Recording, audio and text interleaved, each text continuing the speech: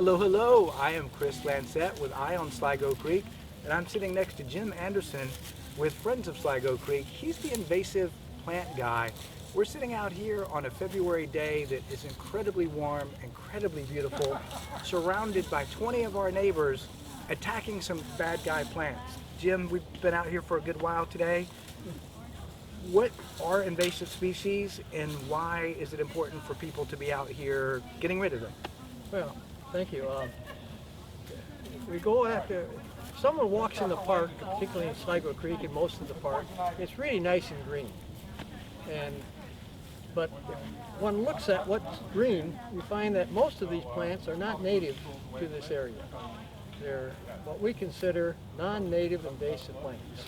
And most of these come from Europe, from Asia, and other parts of the world. And what are the dangers of those kinds of plants? Okay, and what's happening is that they're out-competing our native plants because they didn't evolve here. They evolved someplace else, and where they don't have the insects that go after them, they don't have the pathogens that go after them, and frankly, the deer don't eat many of them.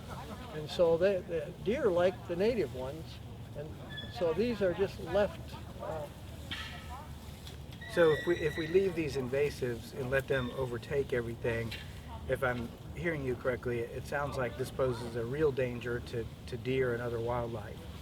That's correct, particularly for the native plant community, because they outcompete our native plants.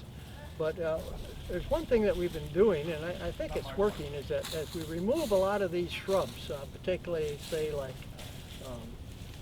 bush honeysuckle, which is one that comes from Asia, we're finding that as we remove those, and also as we remove another invasive plant, the garlic mustard, that we're starting to see some shrubs come back, like spice bush, which is a very nice native shrub that's really predominant, used to be predominant in these woods. And when we were out working earlier, you were telling us about the Japanese barberry, which is what we're really out here focusing on today. And you were saying that even some nurseries actually sell these, and people simply don't realize that even though it may start by planting a nice green bush with red berries in their backyard, that there are some unintended consequences of that. So as people are thinking about what they might want to bring home and put in their yard, what else should they be thinking about? Well, exactly what you were discussing there. Most of these plants that are non-native, that are growing in the park here, were brought in as ornamentals.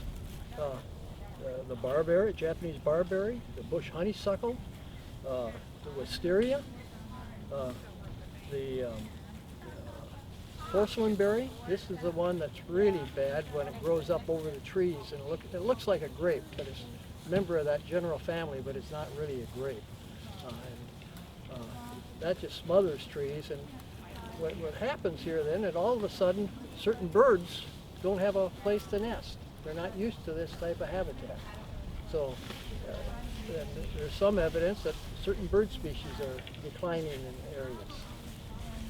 So we've been out here for maybe an hour or two. We're going to get back to work in just a minute. But it sounds like there are a couple of takeaways for me. This is my first time out here volunteering.